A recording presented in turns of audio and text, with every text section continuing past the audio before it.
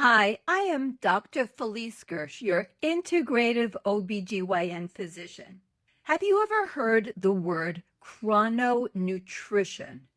It doesn't get bantered about very often. So, what am I talking about? Chrono is actually for time, like chronological. And nutrition, of course, is about consuming food. So, chrononutrition is about when you eat. Now, what I want to talk to you about is breakfast. Now, what is the word breakfast even sounding like? Break fast, right? It's supposed to be the morning meal when you stop fasting from when you started fasting the previous evening. So, what's important about breakfast? Well, why am I even bringing it up? I have patients that come in to see me all the time. And they say very proudly, and I really appreciate their motivation, they say, I am doing time restricted eating. And I'll say, well, what does that mean? What exactly are you referring to? What are you doing? So they'll say, well, I don't eat any food until about 1 or 2 o'clock in the afternoon. I'm fasting all those hours in the first part of the day. And they think, two thumbs up to themselves for doing intermittent fasting. Well, then I have to break the news to them. Intermittent fasting is not very telling as an expression. There's time restricted eating. Some people use those words, and some people say, intermittent fasting, and they use those words. But then my patients don't know what that means. It's like, when are you supposed to eat and when are you supposed to not eat? Or they think you can pick any window of time to eat or to not eat. It doesn't matter. Well, we are what? We are diurnal. Diurnal means that we are active and awake from the way our genes are programming us to be active and alert during the day. When you are nocturnal, it means that you are not diurnal as a creature like, say, rodents, bats, and you act out, in terms of your activity, you're awake at night. Well, you can't change the genes that we were born and programmed with. And when it comes to chrononutrition, it's not just having time when you don't eat. It's what time of the 24-hour day. We have this amazing thing that has been programmed into our genes. Okay, it's the circadian rhythm. It's a fascinating thing. It's based on how we as earthlings, and not just us, like every living creature on planet Earth, evolved so that we live in accordance and our genes are programmed according to the 24-hour rotation of Earth on its axis. And it literally is embedded in our genes to have certain traits based on the 24-hour day. So I said that we are diurnal. So to that end, we are genetically programmed to be better at consuming food, controlling our glucose, controlling how our insulin works, controlling how our digestive system works based on the 24-hour clock and all of these clock genes. It turns out that about a third of all the genes in our body as humans are literally called clock genes. And it turns out that when you add all the associated genes, they're not directly clock genes, but they're like associated genes. It's like at least 90% of all the genes in our body are either clock genes or associated with clock genes. That's how critical it turns out this circadian rhythm is. So it turns out that we are genetically programmed to process food better in the first half of the day. So when my patients say, I'm so good, I'm not eating until 1 or 2 o'clock in the afternoon, what they don't understand is that they're bypassing the time of the day when we are genetically programmed to optimally eat and process food. So what is that all about? We have insulin. It turns out that insulin actually works better at reducing blood sugar and getting the glucose into the cells and getting everything right so that we don't become diabetic in the first half of the day. And it's even more specific than that. There are actually studies that show, this is so fascinating, that if you start your meal of the day, your first meal, and it's before 8 o'clock in the morning, after at least a 13-hour fast from your last meal the day before. So let me repeat that. You have at least 13 hours of no food consumption. Starting the previous day, you have your first meal, aka breakfast, before 8 o'clock in the morning. You lower your chance of developing diabetes just through that alone by 53%. What if you consume your first meal of the day after 9 o'clock in the morning? You increase your risk of developing diabetes by 59%. And I'm not even talking about what you eat, which I'll touch on, but that's not what our main focus is today. That's how critical it is. There are now studies showing that if you do not eat breakfast, and the earlier the better, as you can see from that data, you significantly, like at least 30%, increase your risk of everything bad you can think of that has to do with metabolic health. You increase your risk significantly of having cardiovascular events, cardiovascular poor health, diabetes. You increase your risk of cancer. You increase your risk of obesity just by skipping breakfast.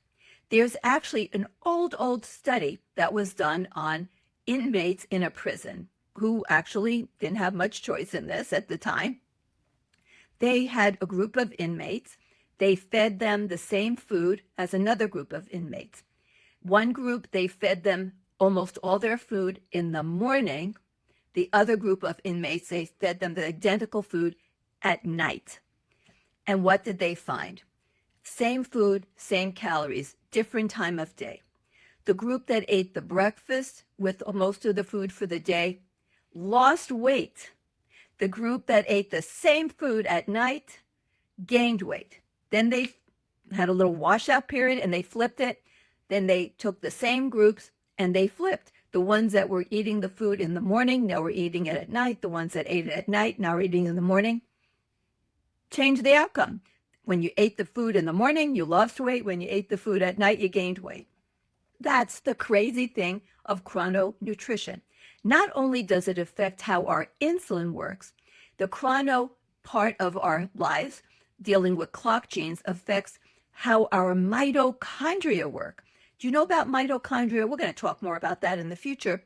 They're the little organelles, the little structures in cells that do a number of things, but they burn fat and glucose to create energy, or thermogenesis, to keep our body warm and properly temperaturized, okay? And to create energy, which is what life is. If you can't create energy, you're not alive, okay? So it turns out mitochondria are very circadian, and mitochondria work differently when you consume food in the morning or at night. Fat, adipose tissue, is circadian. One of the adipokines is called adiponectin. Adiponectin is really important for burning fat. You have a peak production of adiponectin in the first half of the day. There's all these mechanisms that we understand. What about your intestinal tract? You have much better digestion when you consume your food in the first half of the day, and especially at breakfast. A lot of people figure this out. If you eat a lot of food at night, often people get bloated, indigestion, they don't feel well. That's because you're not supposed to be eating all that food late at night. There was an interesting study that was done a number of years ago with women who have polycystic ovary syndrome, now renamed PMOS. So we'll say PCOS/PMOS. What did they find? In this study, they gave the young women 1/3 of their calories were in the late part of the afternoon, like around, not that late, like around 3 o'clock. to 3:30. That's when they had their last meal of the day. And that was 1/3 of all their caloric intake for the day. But 2/3 of the food consumed for that day was at breakfast. And what did they find?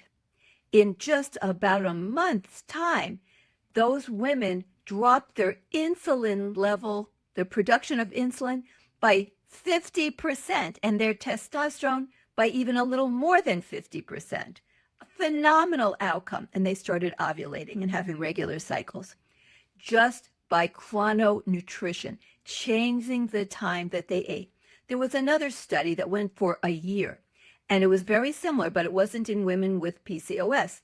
It was in people who had metabolic syndrome. So they had like pre-diabetes, they had high cholesterol, they were metabolically unhealthy. And what did they do? Same thing. They had them eat 2/3 of their food for breakfast, 1/3 for about, whatever you want to call it, late lunch, early dinner, around 3 to 3:30. And over the course of the year, and it was tough getting people to do this. Some people tried and failed and then tried again, but ultimately everyone was able to succeed. But what did they find? All the markers of inflammation went down. Their cholesterol went down. Their insulin resistance was reduced. Their insulin sensitivity went up. Their blood sugars went down. They became way more metabolically healthy by simply changing the time that food was eaten. So, what should you do in an ideal scenario? And I live in the same world that you do. I go to work and I don't have time to make this ginormous breakfast every weekday. But what should you try to do? Strive for it. At least understand what is best for you, so you don't unintentionally do things that are actually not good for you, like intentionally fasting till 1 o'clock or 2 o'clock in the afternoon. In an ideal world, you would have a super healthy, early breakfast. And remember, I told you how the risk of diabetes goes down so much if you have a 13 or more hour fast, and then you eat breakfast even before 8 o'clock in the morning. But do the best you can. And what is a good breakfast? Well, something like a bowl of whole grain, fiber-filled food. Now, what are some of these grains? Like steel-cut oats, everything preferably organic, of course, like steel-cut oats, some things that you may not have heard of or even think about as a breakfast food. Remember, it's just a morning meal. Any food can be consumed at breakfast. How about buckwheat? How about millet? You can have quinoa. You can have amaranth. All of these are wonderful whole grains. You can add in some nuts and seeds and some fruit. But what if you don't want that? Well, you can have a scramble with, say, tofu and vegetables. If you want to have some animal protein, sure, you could have an egg or two. You could have chicken if you want. I'm not into eating tons of animal protein, but you can have your animal protein for breakfast. Totally fine. And, have any meal that you would eat at any time of the day that is really healthy, whole food, preferably organic, no processed food, and you can have it for your morning meal. There are no absolutes about what you can eat at any time of the day, but try to make a good breakfast. If you can, make a big lunch, okay? Like traditionally in France. And then try to make an early light dinner. As much as you can, try to do this. Good sized breakfast. The best meal of the day would be the biggest breakfast. But if you can't do that, try to have a very good, healthy breakfast with no processed foods, whole grains, some eggs, or any food that you could have for dinner that's filled with vegetables and fruit, nuts and seeds, beans. You could have chili for breakfast. Anything that appeals to you that's healthy, whole foods. Then if you can't do the biggest meal for breakfast, try to make a big, healthy lunch and an early, light dinner. Because I want you to try to have around a 13 to 14 hour fast from dinner or the last meal, whatever you want to call it, to your breakfast. So when you extend it and you say, hey, I have, intermittent fasting or time restricted eating, don't make it by prolonging your fast, by delaying your first meal of the day. Rather, have an earlier breakfast and end your eating the previous day much earlier. At least do the best you can and know what's best for you. And at least try not to make the decision to delay eating until later in the afternoon. Will you lose weight if you don't eat hardly any calories? Yes, you will, no matter what time of day you eat. If you eat very few calories, you will ultimately lose weight, even if you eat them at night, although it won't be as easy. When they've done studies, as I told you, if you eat more of the same food, but you eat it in the first half of the day, you will lose weight much more readily. Study after study has shown that eating early in the day helps with every metabolic component of health, including weight loss, including cancer reduction, and mood. All of these things are related to when you start eating. If you eat the same food later in the day, I guarantee you will more likely than not gain weight when you could have actually lost weight. Can you survive if you skip breakfast? Of course you can survive. We wouldn't survive as a human race if you had to eat breakfast to survive. I want you not just to survive. I want you to thrive. I want you to be optimized, or at least make every decision thoughtfully and with knowledge. So please love your breakfast. Try to eat the lightest, earliest dinner. Try not to snack. And choose wisely everything that goes into your mouth, because health is precious.